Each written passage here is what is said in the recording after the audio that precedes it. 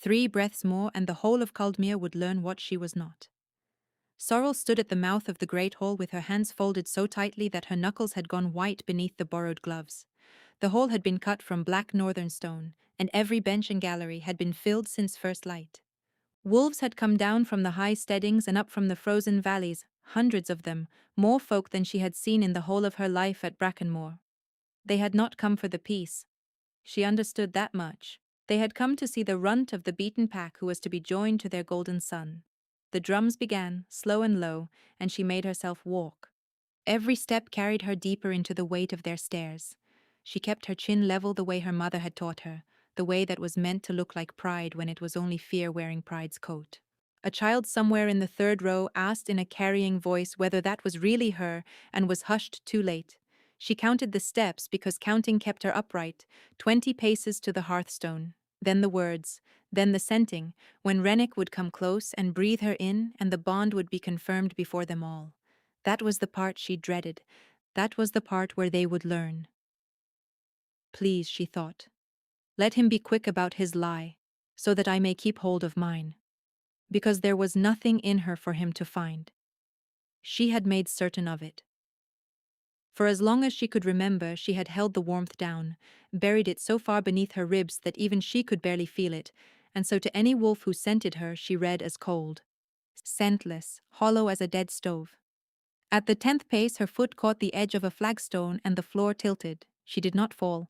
A hand closed around her arm, steady as stone, and set her back on her feet before she had finished gasping. She looked up into eyes the gray of a winter sea. The man who held her was older than the golden sun, broad through the shoulder, a pale scar splitting one dark brow. He did not smile. He only held her gaze a moment longer than was needed, as though something about her had surprised him, and then he stepped back into the shadow of the pillars, and was gone. His hand had been warm. She noticed that only after, a strange and steadying warmth, the first she had felt from any wolf in that cold hall. She had no time to wonder at it. Rennick waited at the hearthstone, beautiful and bored, his fair hair braided with rings of silver, and when she reached him, he looked her over, the way a man looks over a horse he suspects has been sold to him lame. The elder spoke the old words above them, the joining of 2 packs, the closing of the long feud, the peace that Brackenmore had bled a generation to win. Sorrel heard none of it. Her pulse was a drum louder than the drums. Then the elder said the word she feared, and Rennick leaned in to scent his bride. She felt his breath against her throat. She felt him draw it in, once, slow. She felt the exact moment that he found nothing there. He drew back sharply, his handsome face folded in on itself, disgust rising through it like damp through plaster. Nothing, he said. There is nothing in her. A woman in the gallery gasped. The whisper spread outward, bench to bench, until the whole black hall hummed with it. She is hollow, Rennick said, louder now, turning to the assembly as though they were owed the explanation. They have sent me an empty thing, a hearthless runt with no more warmth in her than a corpse. He wiped the back of his hand across his mouth. No, he said. I will not take this. Absolutely not. They carried the argument behind the hall, into a small stone room where a low fire did little against the cold. 6 of them stood in it. Sorrel. Her father, grey and stooped, who had ridden 3 days to give his daughter away, and could not now bring himself to meet her eye. The elder who had spoken the words. Rennick, still wiping his mouth as though the memory of her fouled it, and the man with the winter-grey eyes who stood at the narrow window with his arms folded and said nothing at all. You will take her, the elder was saying to Rennick. This joining was sworn before both packs. It was sworn before your uncle the king. Then let my uncle the king explain to me, Rennick said, how I am to lie beside a woman who smells of nothing. He laughed short and ugly. I was promised a mate. They have sent me a dead stove and dressed it up to look like a bride. Sorrel's father flinched. If the joining is broken, he said quietly, then the peace is broken. Brackenmore cannot survive another winter of war. You would be sending my people into the snow to die. That is not my concern, Rennick said. It became your concern, said the man at the window, when you stood at the hearthstone and let the words be spoken over you. The room went still. So this was the king. Sorrel had not known. She had taken him for some captain, some scarred old soldier sent along to keep order, but the way the others turned toward him when he spoke, The way even Rennick's mouth tightened told her otherwise. She thought of what little she had gleaned on the long ride north, that Halvar of Caldmere had come to his crown late and hard after a brother's death, that his pack was split beneath him, half its old families still pining after the golden young lord who charmed so easily where the king only endured, and that the hardest winter in living memory was already grinding down out of the mountains toward a hall divided against itself. "I let nothing be spoken," Rennick said. "I was made to stand there. Well, I am done standing." He spread his hands. "Halvar, be reasonable. You cannot truly ask me to bind myself to that for the sake of a treaty. Look at her. There is nothing there to bind to." Sorrel had held her silence through all of it because that was what she had been taught, because a woman being traded had no voice in her own trading. But something came loose in her then, some small, hot thing she could not keep down. "You may find me wanting," she said, and to her own astonishment her voice did not shake. "You may find me cold, and empty, and beneath you. But it is a low thing for a wolf who names himself high-born to speak of any woman as though she were furniture." Rennick blinked at her. Watching his face, she understood that no one had told him he was wrong in the whole course of his life. By the window the king's grey eyes moved to her and stayed. "The treaty holds," Halva said, "or Brackenmore burns. Those are the only two roads out of this room, nephew. Choose one and choose it now." Rennick chose neither. Instead he smiled, and it was the smile of a man who has just noticed a door he did not know was there. "I renounce the claim," he said grandly. "Let it be witnessed by all of you. I will not take the runt of Brackenmore to my bed." He turned to his uncle and swept a low, mocking bow. "Which leaves the honoring of the treaty to the one wolf in this room high-born enough to care about it. Long life to the happy pair." And with that the golden sun walked out, humming to himself, and left the piece of two packs lying broken on the floor between the king and the hollow girl. For a long moment no one moved. Then Halva turned from the window. She braced herself for pity, or for temper, or for the same cold weighing up she had already endured twice since dawn. She got none of it. "Then it falls to me," the king said simply, "if the Lady of Brackenmore will have it so." The second joining was nothing like the first. There was no black hall, no gallery of watching wolves, no drums. They spoke the words in a bare chapel at the edge of the hold, with 7 souls to witness it, and the whole of it was finished before the candles had burned down a finger's width. Sorrel stood beside a man she had met that morning and did not know at all, and gave the vows that made her queen of a pack which had watched its golden sun name her hollow before the sun was properly up. She waited for Halva to look away from her the way that everyone always looked away. He did not. When the elder bade them speak, the king turned and met her with those winter-grey eyes and said each word plainly, as though he meant it, as though she were not merely a treaty wearing the shape of a woman. She counted it, privately, as the one small mercy of a day that had held none. Afterward there was no feast. The pack of Caldmere did not gather to bless their new queen. Word of the morning had run ahead of her through every kitchen and corridor, and by the time she was led out into the yard, she could feel the eyes at the windows, cold and curious, and hear the name they had already fitted to her, Hollow, the Hollow Queen. She held her chin level and pretended that she could not hear it. A young woman was waiting at the foot of the steps, fair and lovely, with a smile so warm that for one foolish moment Sorel felt her heart lift toward it. "You must be worn to the bone," the woman said, taking both her hands. "I am Maurice. I have lived at Caldmere since I was a girl, and I mean to be a friend to you, whatever the others may say. Come, I will show you where you are to rest." She did not lead her to the great house. She led her past it, across the frozen yard, out to where the ground sloped down toward the black line of the trees, and an old timber barn stood hunched against the wind. Inside it smelled of cold hay and older animals. A narrow cot had been set in one corner and a single lamp beside it, and nothing else at all. "I am so sorry," Maurice said, and her eyes shone with a sympathy that never once reached their corners. "The steward would have it so. He says the Queen's chambers must be earned and not simply given. It is dreadfully unfair of him. But you are strong, are you not? You will manage well enough out here." She pressed Sorrel's hands a last time and went, and Sorrel heard her laughing softly with someone in the dark before she had even crossed the yard. Sorrel stood alone in the barn while the last of the light failed. She waited until she was certain that no footstep would come.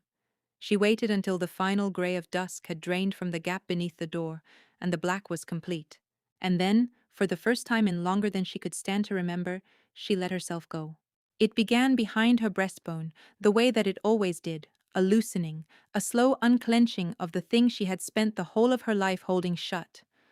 Warmth spread outward through her, down her arms, into her fingers, up into her face, until she could feel the heat of her own blood singing beneath her skin. The frost that had crept across the inside of the door began to bead and run. The bitter air about her softened and grew kind. A faint light lifted off her skin, no brighter than a low ember in a grate, and the shadows drew back from it as though from a fire. This was what she was, not hollow, the very opposite of hollow. She was Hearthborn, one of the last of a line the old song scarcely remembered now, wolves who carried living warmth in their blood and could hold a fire without a flame. Her grandmother had given her the rest of it in whispers. How, in the cruel years, the great packs had hunted the Hearthborn down and chained them in their halls as living stoves, and worked them until the warmth guttered out of them and they died cold in the straw. How the last of the line had learned to hide, to clamp the warmth so far down that they passed for the frailest and plainest of omegas, scentless and overlooked, and how that hiding was the single reason any of them still drew breath at all. No one can ever know, her grandmother had said, gripping her small hands hard enough to hurt. Not a friend, not a lover, not a mate, and above all, not a king. The moment they learn what you are, child, you stop being a person to them and become a fire that they own. So she had stood before the whole assembled pack that morning and let their golden sun call her hollow, rather than let a single one of them guess the truth. She let the warmth breathe a little longer, because the barn was bitter, and the cot was thin, and she was so very tired of being cold. Then, slowly and with real reluctance, she began to gather it back inside her. That was when she heard it. Footsteps in the yard, boots upon the frozen ground, unhurried and heavy, coming down the slope toward the barn. Her stomach dropped clean through the floor. She was still glowing. The frost was still running in bright threads down the door, and it was her wedding night, and a husband, by every law the pack had ever kept, came to his wife upon her wedding night. The latch lifted. The latch lifted, and Sorrel did the only thing left to her. She slammed the warmth shut. It hurt to pull it in so quickly, like swallowing a live coal, but the glow died out of her skin between one breath and the next, and the barn fell black and bitter and ordinary once more. By the time the door swung inward, she had her back to it, and her arms wrapped hard around herself, shivering in earnest now, as cold as any hollow thing they all believed her to be. Halvar filled the doorway with a lantern raised in one hand. The light reached across the straw and found her, and she watched his face change. She had braced herself for the wedding night. She had not braced for what came instead, which was anger, sudden and quiet, and plainly not meant for her. "Who put you here?" he said. Sorrel said nothing. It seemed a poor beginning to a marriage to name the woman who had smiled at her while doing it. He did not wait for an answer. He set the lantern on an upturned pail and looked about the barn, at the thin cot and the gaps in the timber, where the wind came through and the frost feathered white across the inside of the door. A muscle worked in his jaw. "This is not a place for a queen," he said. "It is scarcely a place for the horses." "I am told the queen's chambers must be earned," Sorrel answered. Halvar was quiet a moment. Then he said, "You will come up to the house. There are rooms enough. Whatever has been said, you are my wife, and you will not spend the winter freezing in a barn to satisfy someone's spite." And there it was, the thing she had not expected and could not accept. Because the great house was full of eyes, of maids who would come and go without knocking, of walls thin enough to carry a glow from one room to the next. In the great house she would be seen, here, at the cold edge of everything, forgotten and mocked and alone. She was safe. "I would rather stay," she said. He looked at her as though she had spoken in another tongue. "Here, here." She made herself meet his eyes. "I have spent the whole of my life being looked at and found wanting, your majesty. I find that I would like a little while in which no one looks at me at all. If it is truly my choice, then I choose the barn." Something shifted in his face. She could not read it. He did not press her the way Rennick would have pressed, did not laugh at her or command her the way a king had every right to command.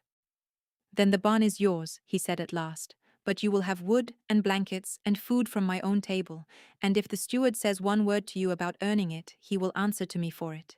He paused at the door. "I will not force you to anything," he said quieter. "Not this night, not any night. I know how this marriage was made. You owe me nothing." He was gone before she could think what to say to that. Sorrel stood in the dark a long while after the sound of his boots had faded up the slope. She had expected a husband who would take what the vows entitled him to and be disgusted by the taking. She had got instead a man who had looked at a freezing barn and been angry on her behalf, and then left her to her solitude because she had asked it of him. A man does not rage over the housing of a wife he means to ignore. But she pushed the thought down where she pushed everything down, and told herself firmly that it meant nothing. The wood came the next morning, a whole cord of it, and the blankets, and a stable boy too frightened of her to speak. And in the days that followed, while the pack watched from the warm windows of the great house and laughed, Sorrel began to build. She had not the strength of a warrior, but she had the knowledge her grandmother had left her, the old craft of the hearth-born, which was not only the holding of warmth but the keeping of it. There was a root cellar beneath the barn, dug long ago and long since abandoned, and she cleared it out board by board. She lined its walls with straw and packed the seams with earth. She hung the worst of the gaps with the blankets. She learned the way the cold moved through the ground and set herself against it. And at night, alone and unseen beneath the floor, she let the warmth pour out of her into the little room until it held the heat the way a banked fire holds it. Long hours after she had drawn herself cold again, they saw her hauling timber and digging in the frozen yard and thought her mad. The Hollow Queen playing in the dirt, one of them called down from a window. Building herself a kennel, said another, and the laughter carried a long way across the snow. Let them laugh, Sorrel thought, on her knees in the warm dark with the frost locked out above her.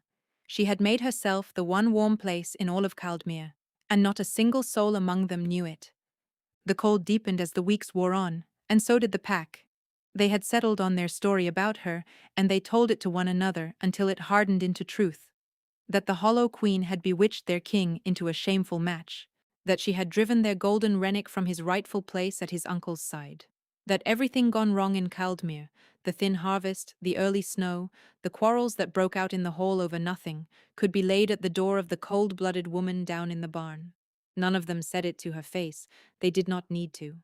A pack has 100 ways of speaking without words, and Sorrel had learned to read every one of them, the turned shoulders, the voices that dropped as she came near and swelled again the moment she had passed, the meat left cold and last for the queen.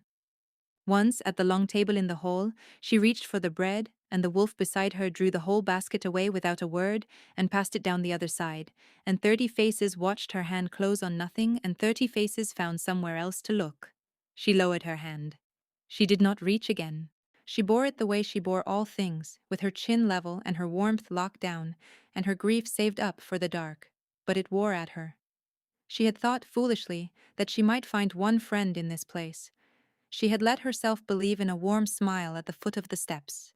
She went looking for Maurice in the end because loneliness had made her foolish, and because Maurice had been the only soul in Caldmere to name her friend. A kitchen girl said the lady could be found in the old orchard walk beyond the stables. Sorel went that way through the blue of the evening, turning over what she might say, and stopped short at the corner of the wall when she heard the laughter. 2 voices. She knew them both. "You should have seen her face," Maurice was saying, "when I showed her to the barn. She thanked me. She actually thanked me for it." Rennick's laugh, easy and golden. "You have a cruel streak, my love. It is half of why I adore you." Sorel stood very still against the cold stone. "I only smoothed the way," Maurice said. "You did the hard part, in the hall, in front of everyone, renouncing her outright. It was perfect. Now your dear uncle is saddled with the runt and the treaty both, and when the winter breaks him, and it will break him, the pack will remember well enough who their true wolf was. They will come crawling back to you," she went on, and there was something hungry moving under the sweetness now. "And when they do, you will have me at your side, not some hollow bargain dragged up from a beaten pack."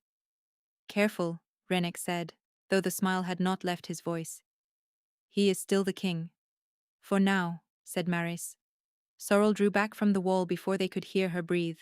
She walked away over the frozen grass with her heart going hard against her ribs, and she did not weep, though she wanted to, because the cold would only have frozen the tears to her face, and some passing wolf might have asked why the Hollow Queen was weeping. So it had all of it been a game. The barn, the smile, the offered friendship. Maurice did not want a friend. Maurice wanted Rennick, and the crown that Rennick had thrown away, and she was patient enough to sit and wait for the winter to hand it back to her. And the winter was coming. Sorrel had felt it in the ground for days now, a cold with a shape to it, a deep and killing cold banking up behind the mountains the way water banks behind a dam. Her grandmother had taught her to read such things in the earth and the air. This one frightened her badly. Halvar's pack was split beneath him, his hall half in love with the very nephew who despised him, and a winter was coming that could break a strong and certain king, let alone a doubted one. For the first time, standing in the dark with the traitor's laughter still ringing in her ears, Sorrel understood that her husband stood in far greater danger than she did, and she understood, with a certainty that surprised her, that she did not intend to let them have him. She could not say when the treaty had stopped being the reason, but somewhere in the cold weeks, in the dark hours by the barn door, it had. The first evening Halvar came down to the barn and simply sat. Sorrel very nearly sent him away. He came at dusk, when the light was already failing and she had not yet dared to let her warmth loose, and he settled himself on the old bench just inside the door, with the last grey glow at his back, and he did not seem to expect a single thing of her. She kept to the shadows at the back, where the dark lay thickest, her warmth clenched down small and cold. A king who never visits his wife, he said, as though answering a question she had not asked, gives a divided hall a great deal to talk about.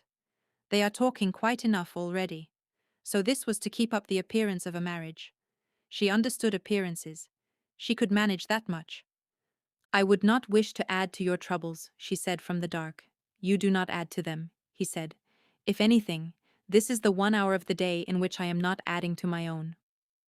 She could think of nothing to say to that, and so she said nothing, and the silence that came after was not nearly as uncomfortable as she had feared it would be. He came again the next night, and the night after that, and soon it was simply a thing that was, though neither of them ever gave it a name. He would come down at dusk and sit by the door, and she would keep to the dark at the back of the barn, and they would talk.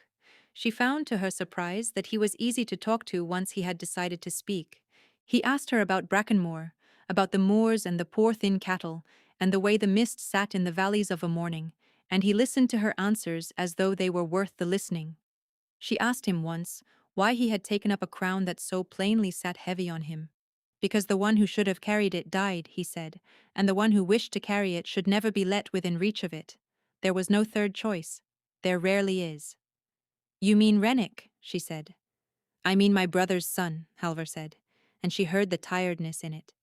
He was raised to believe the world owed him its admiration, and the world paid him in full for long enough that he never learned otherwise. He is not cruel because he chooses cruelty. He is cruel because it has never once cost him anything to be. Sorel thought of Maurice in the orchard, of the patient hunger under all that sweetness, and almost spoke. But telling him would mean explaining how she came to be listening at a wall in the dark, and it would sound like the spite of a slighted wife, and so she kept it, the way she kept everything.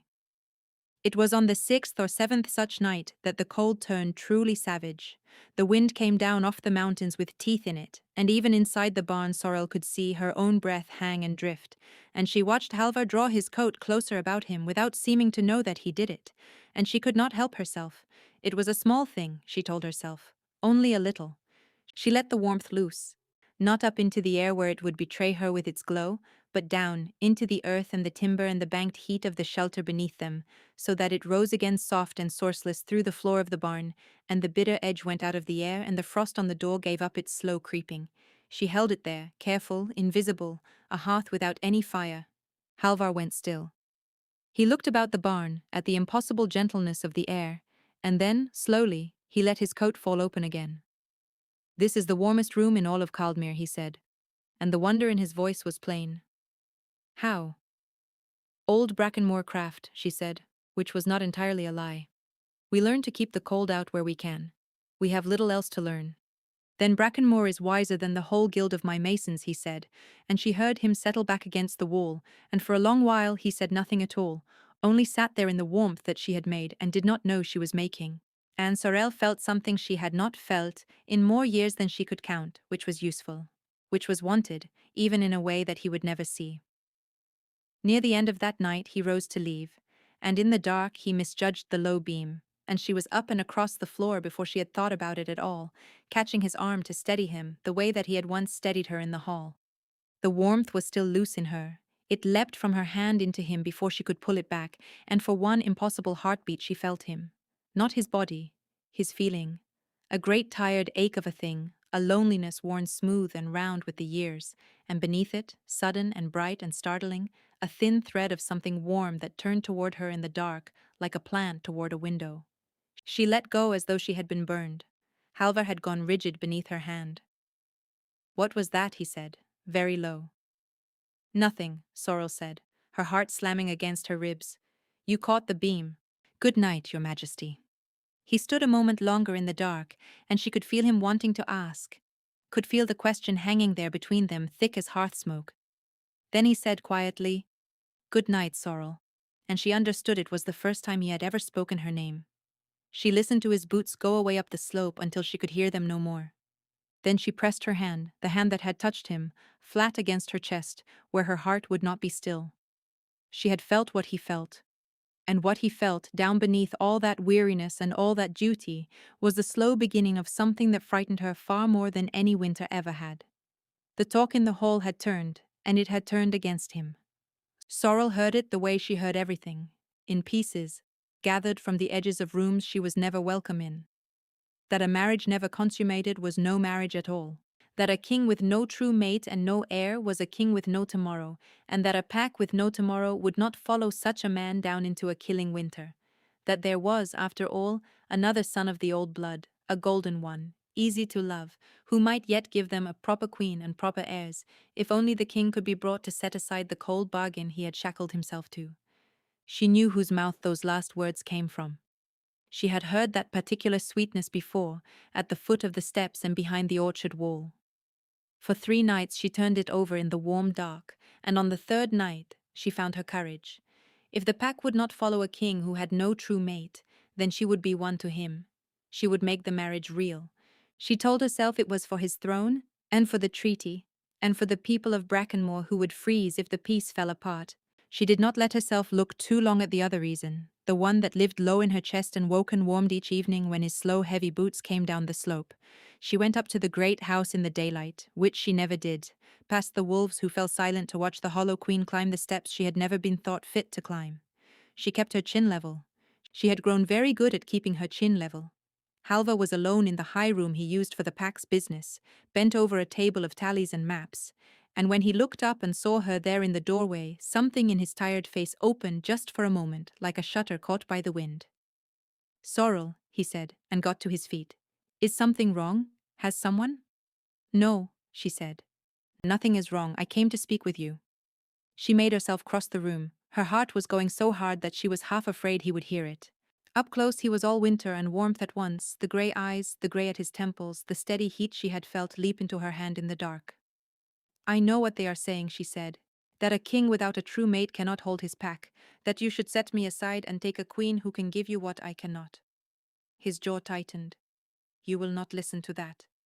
"I have listened to little else for a week," she said, "and I have come to think that perhaps they are not entirely wrong about the danger, even where they are wrong about the cure." She drew a breath. "So I have come to offer you the cure. A true marriage, a true bond. Whatever the making of an heir would ask of me, I would give you that, Halvar, if it would keep the crown on your head and the wolves at your back." For a long moment he did not move at all. She had rehearsed every answer but the one she was given, which was none. He only looked at her, and she watched something cross his face that she could not name, something that looked almost like pain, and her courage began to curl at its edges. "I see," he said at last, very carefully. "And is this a thing you wish for, or a thing you are offering to endure?" Sorrel opened her mouth and found that the true words would not come. To say "I want it, I want you" would be to hand him the one weapon that had never in her life failed to wound her, and so she reached instead for the safer thing, the duty, and the bargain. "It is what a queen owes her king," she said. Something closed in his face. "Then no," Halvar said gently. "No, Sorrel, I will not take that from you." The floor seemed to drop away beneath her. "You do not owe me your body to shore up my crown," he went on. And every word was kind, and every word was a small cold knife. "This marriage was made over your head, by men who never thought to ask you. I will not add my name to the list of them. If the crown cannot stand without the spending of you, then let it fall. You deserve to be wanted for your own sake, and not spent like a coin." He meant it for mercy. She heard it for the truth she had always known. He did not want her. Of course he did not want her. Wanted for your own sake, he had said, as though there were some other man somewhere in the world who might one day do the wanting, as though it would never, could never, be him. She had offered him everything she had, in the only tongue she dared to use, and he had set it down gently and stepped back from it. Of course, she said. Forgive me. I misjudged the matter. Sorrel, he said. But she was already at the door, and she did not turn, because a queen does not weep in front of the wolves, and she had a long cold walk down to the barn to make before she could let herself feel any of it.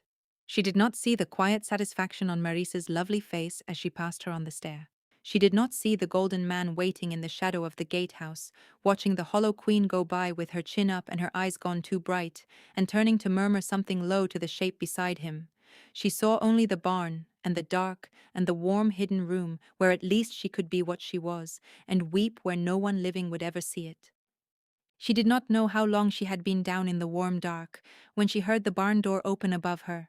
No knock, no slow heavy boots, only the door easing wide, and then a second footfall that was not Halvar's, too light, too careful, the step of someone who does not wish to be heard. Sorrel went still in the shelter, her warmth flaring and then clamping down hard out of old instinct. She climbed the ladder up into the barn with her heart in her throat. A shape stood just inside the door, cloaked and hooded, and the last of the moonlight ran cold along the blade in its hand. Who you are, Sorrel said, though she knew already that it did not matter. Assassins do not give their names.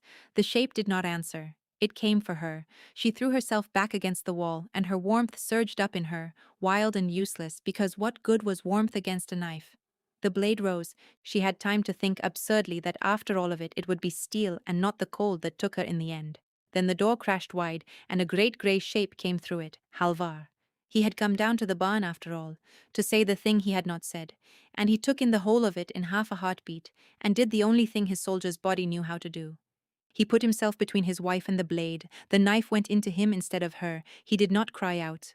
He caught the assassin's wrist in one huge hand and bore the smaller wolf down and back and out through the door into the snow, and there was a short and brutal scuffle in the dark, and then one shape rose and one shape did not, and the shape that rose was Halvar, swaying, with the hilt still standing from his shoulder. He came back through the door, and his knees went out from under him. Sorrel caught him before he struck the floor. He was so heavy. She got him down as gently as she could manage, and her hands found the wound and came away dark, and she pressed hard against it and felt, under the hot blood, something else, something wrong, a cold spreading out from the hurt that had no business in a living body. Wolfsbane. She knew the word the way she knew all the old cruel words. Poison brewed to burn the wolf clean out of a wolf. Halvar, she said. Halvar, stay with me. His eyes found hers, already going glassy. Are you hurt? He said, which was the only thing he seemed to need to know. Sorrel. Are you hurt? I am not hurt, she said. You great fool. You are. And then, because there was no one to see it, and because she would have burned the whole of Caldmere to ash before she let him die on the floor of her barn, she let the warmth go. She poured it into him through her hands, into the cold spreading place, everything she had, the heat she had hidden all her life gushing out of her, and into the man who had stepped in front of a knife for the hollow queen. She felt the wolfsbane cold fighting her, patient and hungry, and she poured harder, and somewhere in the pouring, the barrier between them thinned away to nothing, and she felt him, all of him, the pain, the fading, and beneath the fading, clear as a struck bell, one single thought turned toward her. Good. As long as it was not her. Good. Do not, she wept at him. Do not you dare be glad of it. She held the warmth in him through the whole black night, until the grey came at last, until the cold place stopped its spreading, and his breath found some rhythm it could hold to. She drew herself cold and empty and dim again only when she heard the healer's tread out in the yard, and by the time the woman came through the door, the hollow queen was only a wife kneeling in the straw beside her dying husband, with no light on her at all. He will live, the healer said at last, wondering, for she had not thought that he would. But the wolfsbane had done its work in the hours before it was drawn, and there was a thing she had to tell them that was, in its way, worse than a clean death. His wolf is gone, she said quietly, burned out of him. He may not walk right again for a long season if he ever does, and he will not shift, not evermore, an alpha king who cannot shift. She shook her head slowly.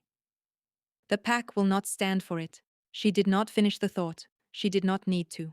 Outside, beyond the barn, the wind was rising, and on it Sorrel could smell the thing she had dreaded for weeks, the deep and killing cold coming down at last out of the mountains, and no strong king left standing in all of Caldmere to meet it. They could not keep him in the great house. Its high stone rooms held the cold the way a cellar holds it, and the fires the servants heaped up roared and threw out nothing at all, and on the second night the water froze solid in the ewer beside the king's bed while a great blaze burned not 4 feet from it. The winter Sorrel had felt banking up behind the mountains had come down at last, and it was no ordinary winter. It was the killing kind, the kind the old songs meant when they told of the years the hearth-born were hunted, a cold with a will inside it that reached into every room and every living body, and drew the heat out through the very walls.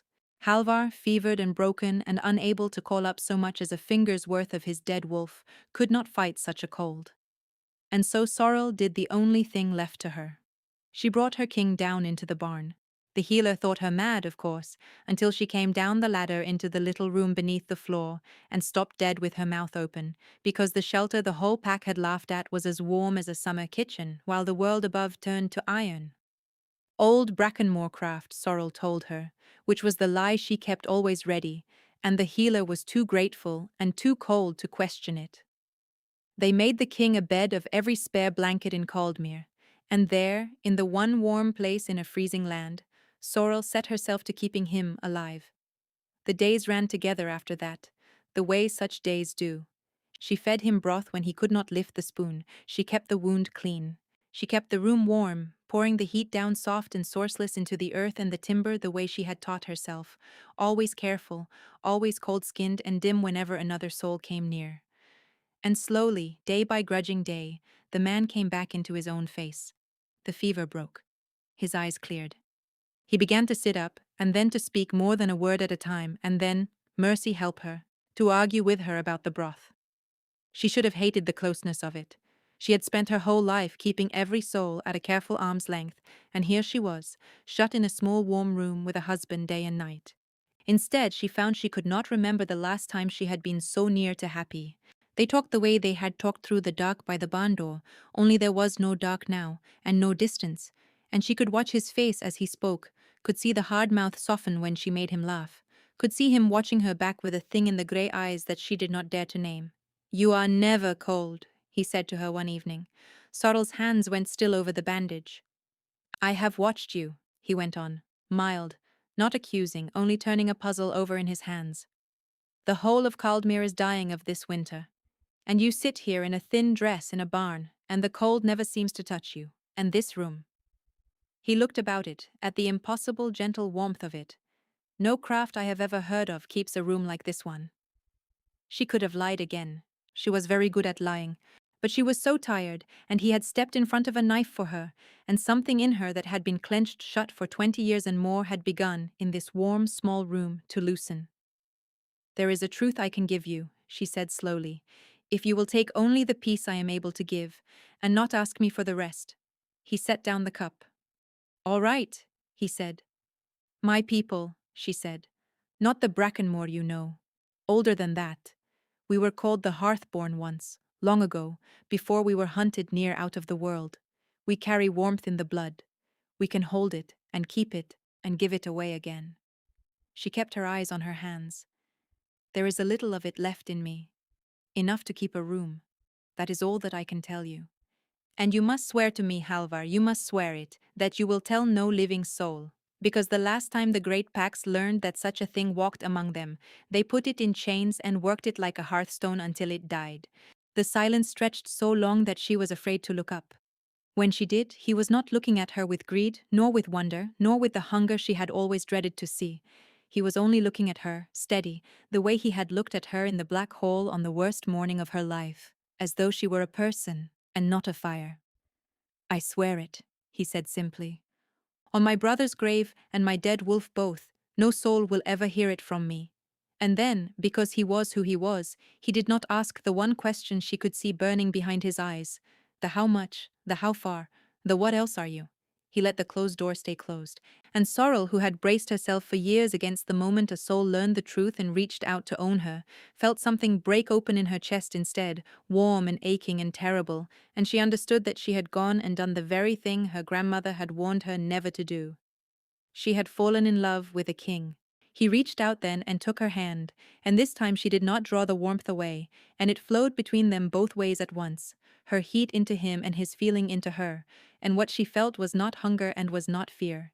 It was tenderness, vast and quiet, and beneath it, patient as bedrock, the same warm thing that had turned toward her in the dark on that first cold night, grown now into something with deep roots. Their faces were very close. She could have counted the flecks of gray in his eyes. And that was the moment the trapdoor banged open above them, and a servant's terrified face appeared in the gap, and the words came tumbling down into the warm dark like a fall of snow. Your Majesty, forgive me. It is Lord Rennick. He has come with half the old families at his back, and he stands in the hall this very hour, and he is telling the pack that a king who cannot shift is no king at all. Halvar went up to meet him, because a king does not send another to hold his own hall. It cost him more than he let any of them see. Sorrel walked at his side up the frozen slope, near enough to catch him should the ruined leg give way, and through the warmth they could no longer help but share she felt the effort come off him in grey waves. But he walked into the great hall on his own 2 feet, and he did not lean on her once, and for that at least the wolves fell silent as he passed. Rennick had made himself very much at home. He stood at the high end of the hall with the fire at his back and half the old families ranged behind him, and Maris at his shoulder in a gown the color of blood, and he wore the golden smile of a wolf who had never in his life been made to pay for anything. Brother, Rennick said with great warmth, we feared you might not be well enough to join us. And that, you see, is rather the whole of the difficulty. Say what you came to say, Halvar said. So Rennick said it, and he said it kindly, which was the cruelest way that it could be said. That the killing winter was upon them, that the pack was already dying in its own holes, that a pack in such a season needed an alpha who could run the deep snows and hunt the drifts, and shift to warm his people with the heat of his own body, as alphas had done since the first cold of the world. That everyone grieved what had befallen the king, truly they did. But grief put no meat on the table and no warmth in the hall, and the wolves of Caldmere could not be asked to freeze to death out of loyalty to a wolf who was no longer, in the way that mattered the most, a wolf at all. A murmur ran the length of the hall, and it was not the murmur of wolves who meant to say no. They tried to have me killed. The words were out of Sorrel before she had decided to speak them. Every head in the hall turned toward the Hollow Queen. The blade in the barn was meant for me, she said, and her voice did not shake, and she was fiercely glad of it. Your king took it in my place. And I heard these two plotting it behind the orchard wall with my own 2 ears, the crown they wanted, and the winter they were content to let do their killing for them. For one breath she thought that it might land. Then Maris laughed, soft and sorrowful, and pressed a hand to her breast. Oh, she said, the poor creature. Your Majesty, we all of us know the Hollow Queen has never been quite well. She let the word hang there, gentle and ruinous. Grief and cold do strange things to a fragile mind. Shall someone see her safely back down to her barn? And the hall, the cold and frightened hall, chose to believe the lovely weeping woman over the strange cold queen it had hated from her first morning among them. Sorrel watched it happen in their faces. She had no proof but her word, and her word had never been worth anything in this place. Halvar's hand found hers, warm and certain, the one warm and certain thing in that whole vast freezing room, but even his warmth could not hold a hall that had already turned. Rennick knew it too. He did not press for the crown outright, not yet. He only smiled his golden smile, and said that he would give his dear uncle 3 days to think on what was best for the pack, and that he was certain, when the king had looked clearly at his own ruined leg, he would come to see the wisdom of it. It was the patience of a wolf who already believes he has won. He did not surrender the crown that day. He was too much the soldier to fall to a single push. But when they walked back down the slope into the dark, the both of them knew the truth of what they had seen, and it was Halvar who finally spoke it aloud, that night, in the warm room beneath the barn. You have to go, he said. Sorrel looked up from the fire she was not tending, the fire that was only ever herself. They mean to have the crown, he said, and they mean to have you dead, and I can no longer stop them. Look at me. I can barely cross a room without your shoulder beneath my arm. I cannot protect you, Sorrel, and I will not sit in this hole in the ground and watch them finish what the blade began. Go home to Brackenmore. I will send what few guards I still trust. Let the treaty be damned. I would sooner break the peace than bury you under it. Every word was gentle. Every word was love. She could feel that it was love, pouring off him through the warmth, love and terror, and a grief so old and so deep that it stole her breath. And still the words themselves were the same words she had always heard, in the end, only dressed up kinder. Go. You're too much trouble to keep. Go. No, she said. Sorrel. No. She stood. I have spent my whole life being sent away for my own good, Halvar. Being hidden, being told it was a kindness. I will not be sent away from the one place I have ever wanted to stay. You want to protect me. Then let us protect one another, you great stubborn ruin of a king, because I am not going anywhere at all. He stared at her as though she had struck him. He opened his mouth to argue the point. And that was the moment the last fire in the great house above them died. They felt it, the both of them, the hearthborn and the wolf, the sudden sick lurch of it as the killing cold reached its full black height and the fires of Caldmere guttered out one after another against it, like candles pinched between wet fingers. And then, faint through the frozen ground above their heads, they heard the first of the screaming begin. Sorrel was up the ladder and through the trapdoor before Halvar could catch at her arm. The night that met her was the end of the world. The cold had come down whole and entire, and across the yard the great house of Caldmere stood dark and dead, every fire snuffed out. Out of its doors stumbled the pack. Her pack. Pups and greybeards and the proud families who had drawn the bread from her hand, all wandering into a night that would finish every one of them by the grey of morning. Behind her Halvar hauled himself up the ladder by main strength, cursing his dead leg, and then he was beside her in the doorway, swaying, taking in the same horror. And the broken king did the last thing on the earth his enemies would have looked for. He filled his ruined chest, and threw back his head, and roared out across the yard in the voice that had once commanded armies. To me, to the barn. There is warmth here. Bring the young and the old first.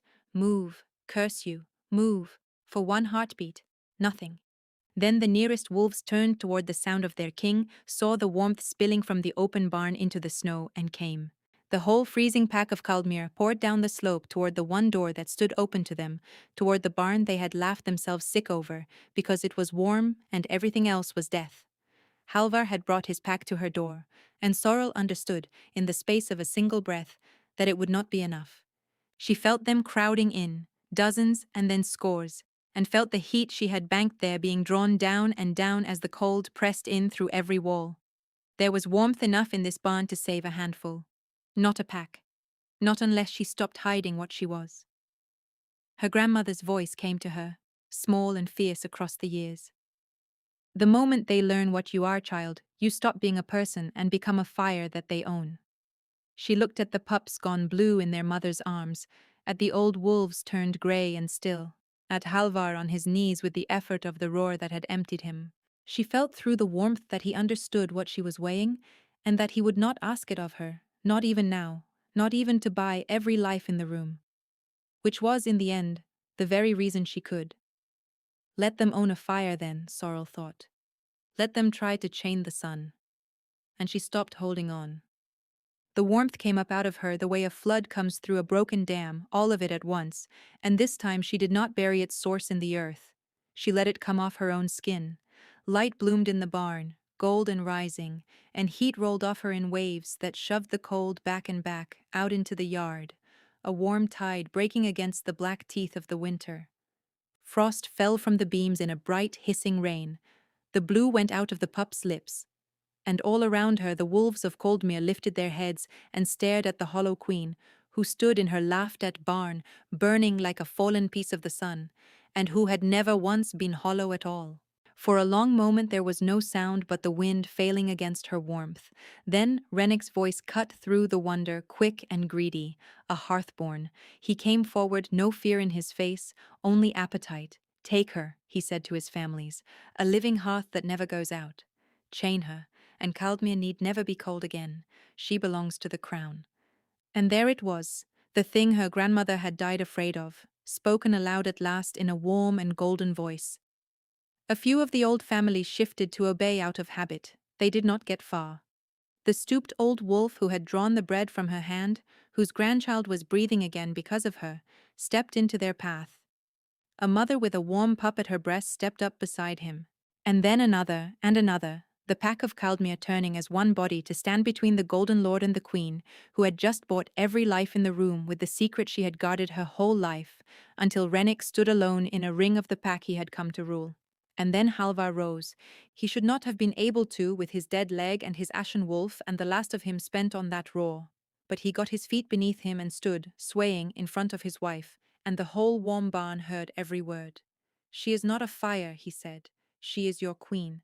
She has this night given every life in this room, freely, when not one of you gave her as much as a kind word. The next wolf who reaches for her reaches through me." He looked at Rennick, and the grey eyes had gone terrible. "You wanted to know who the true wolf of Caldmere was, nephew. Look around you. They are standing with her." Rennick's face came apart. He looked for one friend in all those faces and found none, and in the end he turned and went out into the cold he had been so willing to feed them to. Maurice gathered her blood-red skirts and followed, and the door swung shut on the both of them. Sorrel crossed to Halva and took his hand and let the warmth flow both ways.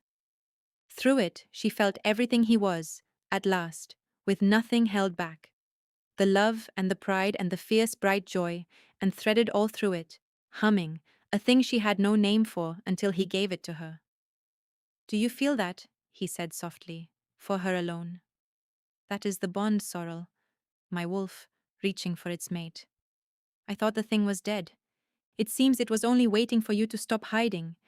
And beneath her hand, deep in the ruin the wolfsbane had made of him, something stirred, faint, alive, reaching back toward her out of the ash. "You are my mate," she said, and it was not a question. "I am," he said, "if you will have a broken one." She thought of every time she had been sent away for her own good, and every single time she had gone. Not this time. "I choose you," she said. In the light of the fire she no longer had need to hide, broken or whole or anything in between. "I chose you the night you took a knife for a woman you had every reason to leave in the snow. And I will go on choosing you every day the sun comes up over this cold and stubborn country. You are mine, Halvar of Caldmere. Try, if you like, to be rid of me." And the Alpha King, who had brought his whole pack to her door and found it the warmest place in all the world, gathered his hearth-born queen into his arms in front of every one of them, and did not try at all. Spring came late to Caldmere that year, but it came, and it found the pack alive to meet it, every last pup and greybeard of them, which was a thing no one who had felt that killing cold had dared to hope for. They gathered in the great hall to mark the turning of the season, in the same black stone hall where a golden lord had once leaned in to scent his bride and drawn back and named her hollow before hundreds of watching souls. Sorrel walked its length again, but there were no drums of dread this time, and she did not count her steps, and she did not keep her chin level against the staring, because the staring had changed, and she had nothing left in all the world that she needed to hide. They stood as she passed. Every wolf in Caldmere, the proud old families and the kitchen girls alike, rose to their feet for the hearth-born queen who had kept the breath in their bodies through the longest night any of them would ever live. The wolf who had once drawn the bread from her hand now bowed his grey head as she went by. She inclined hers in return. She had discovered that she could forgive a great deal now that she was warm. Rennick was not in the hall. There had been no trial for him, and no chains, for Halvar had judged that the memory of the pack was punishment enough, and he was right.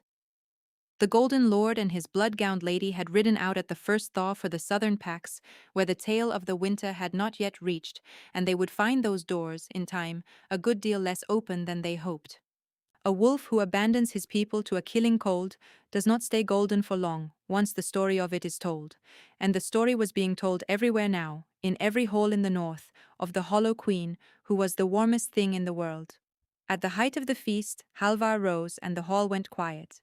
He had walked into it that evening on his own 2 feet, the ruined leg mended stronger than the healers had ever promised, warmed back to life, some whispered, though none could say quite how.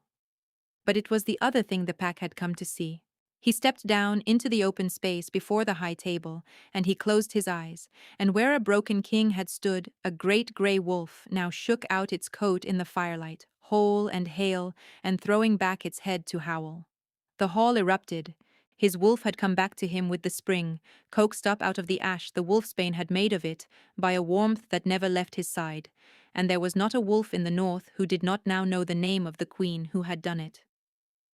Later, when the feast had worn down to embers and song, Halvar found her by the tall windows, watching the last of the snow give way on the far hills. They each of them told you that you were no one's first choice, he said, coming to stand at her shoulder. His hand found hers, and the warmth moved between them, easy now and always, a hollow bargain, a runt, a thing to be sent away. They did, she agreed. They were fools, everyone, he said. Sorrel leaned into him, into the great steady heat of the wolf she had chosen, and the man who had chosen her back, in the very hall where she had once been named nothing at all. We were neither of us anyone's first choice, she said, but we chose each other, and that in the end was the whole of it. And there I will leave them, warm at last in a cold country, the hearth-born queen and her alpha king. But before you go, I would put the question to you. Do you think Halvar was right to try to send Sorrel away to keep her safe, or was he only a stubborn old wolf too proud to let himself be loved? Tell me what you think in the comments below. I read every one of them, and I would truly love to know your answer. And if this story kept you warm a while, stay a moment longer, for there is another already waiting to be told.